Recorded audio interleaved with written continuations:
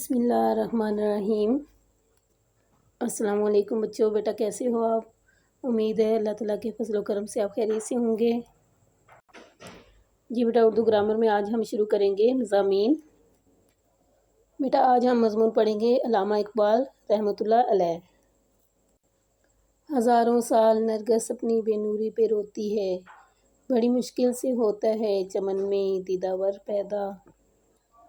جی بیٹا، علامہ اقبال سیالکوٹ میں ایک صوفی بزرگ شیخ نور محمد کے ہاں 9 نومبر 1877 کو پیدا ہوئے۔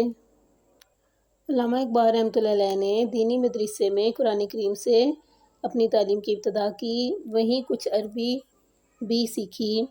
5 سال کی عمر میں مشن ہائی اسکول سیالکوٹ میں داخلہ لیا۔ آپ نے پرائمری اور میٹرک کے امتحانوں میں بڑے اعلیٰ نمبر لے کر وظیفہ حاصل کیا۔ اس کے بعد میری کالج سیالکوٹ میں داخل ہوئے اور ایف اے کی سند حاصل کی۔ جی بیٹا، میرے کالج میں آپ کو ایک فاضل استاد مولوی میر حسن سے تعلیم حاصل کرنے کا موقع ملا۔ جب انگریز حکومت نے علامہ اقبال رحمۃ اللہ علیہ کو سر کا خطاب دیا تو اقبال رحمۃ اللہ علیہ نے اپنے استاد کے لیے بھی شمس العلماء کے خطاب کی تجویز پیش کی۔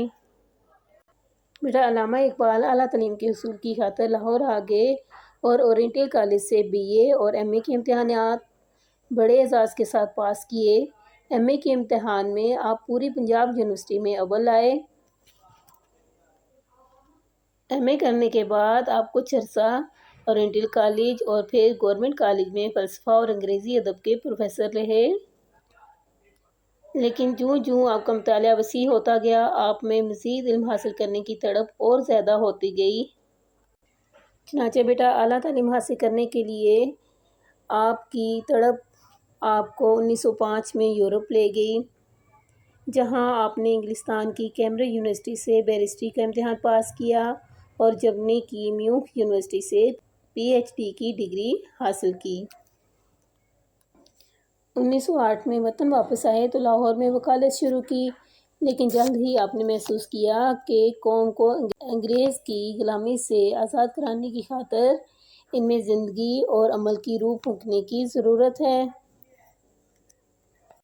جی بیٹا، مسلمانوں کے لیے سیاسی طور پر یہ بڑا نازک دور تھا۔ محمد علی جناح رحمۃ اللہ علیہ ایک بے باک لیڈر کی حیثیت سے اٹھے، لیکن ان حالات سے مایوس ہو کر وہ بھی انگلستان ہی میں مستقل قیام کے ارادے سے برصغیر کو خیر بات کہہ چکے تھے۔ یہ علامہ اقبال رحمۃ اللہ علیہ ہی تھے جنہوں نے قائد اعظم کو واپس آ کر مسلمانوں کی قیادت پر آمادہ کیا۔ ہندو کہتے تھے کہ برصغیر میں بسنے والے تمام ہندو، مسلمان، سکھ، عیسائی، پارسی اور یہودی ایک ہی ہندوستانی قوم ہیں۔ علامہ اقبال رحمۃ اللہ علیہ نے لوگوں کو سمجھایا کہ قومیں ملکوں سے نہیں بنتی بلکہ ایمان، عقیدے اور نظریات سے بنتی ہیں۔ ہندو اور مسلمانوں کا مذہب ایک دوسرے سے الگ ہے، اس لیے وہ کبھی ایک قوم نہیں بن سکتے۔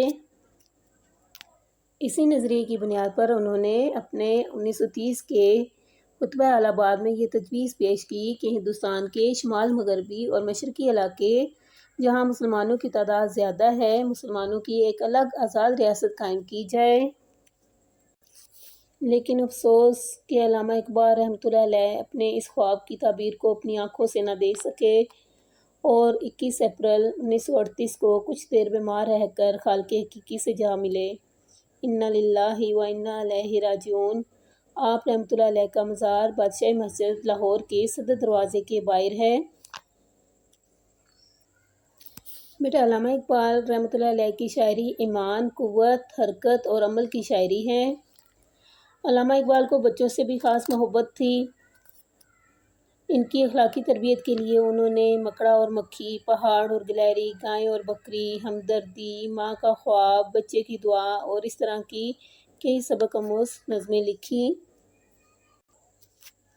آپ رحمۃ اللہ علیہ نے اردو اور فارسی دونوں زبانوں میں شاعری کی۔ بانگ درا، بال جبریل اور ضرب کلیم آپ کے اردو کلام کے مجموعے ہیں۔ ارمغان حجاز کا کچھ حصہ اردو میں ہے اور کچھ فارسی میں، جبکہ پیام مشرق، ظہور عجم، جاوید نامہ، اسرار خودی آپ کے فارسی کلام کے مجموعے ہیں۔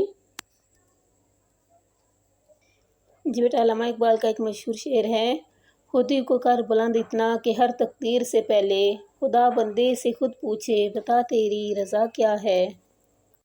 اسی طرح بیٹا کہ محمد صلی اللہ علیہ وآلہ وسلم سے وفا تو نے تو ہم تیرے ہیں، یہ جہاں چیز ہے کیا لوح و قلم تیرے ہیں۔